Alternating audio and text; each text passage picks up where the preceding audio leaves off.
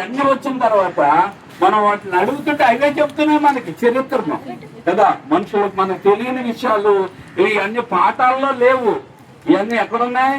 అవన్నీ మరుగైపోయినాయి. మరుగైన సంగతులు. క్రైస్తవులు దేశభక్తులు. క్రైస్తవులు ఎవరండి? దేశభక్తులు. అంటే దేశం కోసం ప్రతిరోజు కూడా కన్నీటితో ప్రార్థన చేస్తారు. ఇంకా డాక్టర్ ఏటి జ్ఞానముత్తు గారు ఉన్నారు, గుంటూరు కాలేజీలో. ఆయన గుంటూరు కాలేజ్ స్థాపించారు. ఎన్టీ రామారావు గారు కూడా కాలేజీలో చదువుకున్నారు.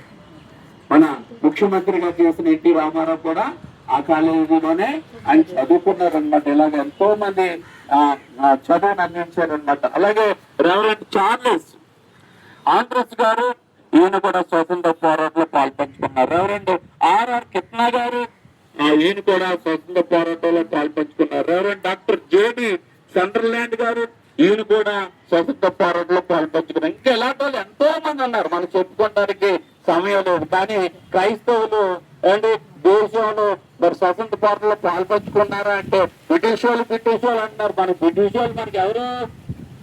మన వాళ్ళు అన్నదమ్ములు కాదు, మన శత్రువులు వాళ్ళు.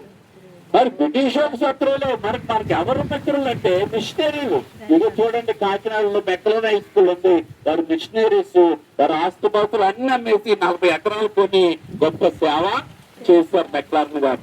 ఏమంటే ఆ మెక్లార్న్ కి మన భారతదేశంలో ఉన్న వాళ్ళు ఎవరైనా బంధువులు ఉన్నారా? వేదులు ఉన్నారా? మరి ఏం చేశారంటే దేవుడి ప్రేమను, యేసుక్రీస్తు ప్రేమను మరి ఏం చేశారండి? చూపించారు, పంచారు. హల్లెలూయా, హల్లెలూయా. అందుకే గలతీయులకు రాసిన పత్రిక 5వ అధ్యాయం 13వ వచనంలో ఉంటుంది, సహోదరులారా అన్నాడు. సహోదరులారా, మీరు స్వతంత్రత కొరకు పిలవబడుతుంది. మనం ఎందుకు పిలవబడ్డామంట? స్వాతంత్రము. అందుకే యేసుక్రీస్తు నందు ఉన్నవారు ఏ శిక్షావిధి లేదు. అయితే స్వతంత్రం ఉంది, కానీ చెడ్డ పనులు చేయడానికి కాదు. అంటే త్యాగుడు, జూదము, వ్యభిచారం, దొంగతనం, హత్య ఇలాంటి చెడ్డ పనులు ఏది చేయకుండా మంచిగా ఉండడానికి యేసయ్య మనకు మాదిరి చూపించారు. అందుకే యేసయ్య ఇచ్చిన స్వతంత్రాన్ని కొంతమంది ఏం చేస్తున్నారు? దుర్వినియోగపరుచుకుంటున్నారు. అలా కాకుండా యేసయ్య చెప్పినట్లుగా ఆయన చూపించిన మాదిరిలో నడుచుకుంటే ఆయన తప్పక మనందరినీ ఏం చేస్తాడు? దీవించి ఆశీర్వదించి ఆ పరలోక రాజ్యానికి మనకు హక్కుదారులుగా చేస్తాడు. అందుకే ఈ లోకంలో మనకు స్వతంత్రం ఉంది. అలాగే ప్రభు కూడా మనకు స్వతంత్రం ఇచ్చాడు. అయితే చెడు చేయడానికి కాదు, మంచి చేయడానికి. అంటే చెడు కోరుకోవడానికి కాదు, మంచి కోరుకోవడానికి. అందుకే క్రైస్తవులు మంచి చేస్తారు, మేలు చేస్తారు, మేలు కోరుకునే వారిగా ఉంటారు కనుక ఈ నిరీక్షణ గొప్పది. హల్లెలూయా, హల్లెలూయా. అందుకే స్వాతంత్రము వచ్చింది, కానీ ఇంకా చాలా మందికి ఏం రాలేదంటే స్వాతంత్రం రాలేదు. ఇప్పుడు మెతుకులు తినడానికి కూడా ఎంతో మంది ఇప్పుడు బాధపడుతూ ఉన్నారు. అందుకే మళ్ళీ ఏమి రావాలా? స్వాతంత్రం రావాలి. ఆ స్వాతంత్రం ఎలా వస్తుందంటే యేసుక్రీస్తు ప్రేమను బట్టి, యేసుక్రీస్తు మాదిరిని బట్టి, దేవుని వాక్యాన్ని బట్టి మనందరికీ ఈరోజు నిజమైన స్వాతంత్రం వచ్చింది. అందుకే బైబిల్లో రాయబడ్డది, యేసుక్రీస్తు నమ్ముకున్న వారు ఎవరు కూడా రక్షించబడతారంట. యేసుక్రీస్తు నమ్ముకున్న వారు నూతన జన్మ అనుభవం అంట.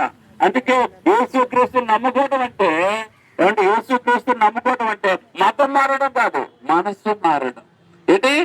మనస్సు. అంటే క్రైస్తవ మతం కాదు. అన్నింటికి ఏమన్నాయంటే హిందూయిజం, బౌద్ధిజం, బుద్ధిగా జైనిజం, ఇజాలు ఉన్నాయన్నమాట. అన్నింటికి ఇజాలు ఉంటాయి. కానీ బైబిల్ క్రైస్తత్వానికి ఏమంటాయి? క్రిస్టియానిటీ. ఏంటంటే క్రిస్టియానిటీ అంటే మతము కాదు, మనస్సు మార్పిడి, నీ స్థితి మార్పిడి. నువ్వు ఏమంటే నిజమైన దేవుడు కలిగి ఉండడం ద్వారా అదే గొప్ప స్వాతంత్రము. కాబట్టి ఈ రోజు యేసు ప్రభువుని నమ్మిన మీరు అందరూ కూడా ఏమంటే నిజమైన దేవుడిని కలిగి ఉన్నారు. ఇది స్వాతంత్రము.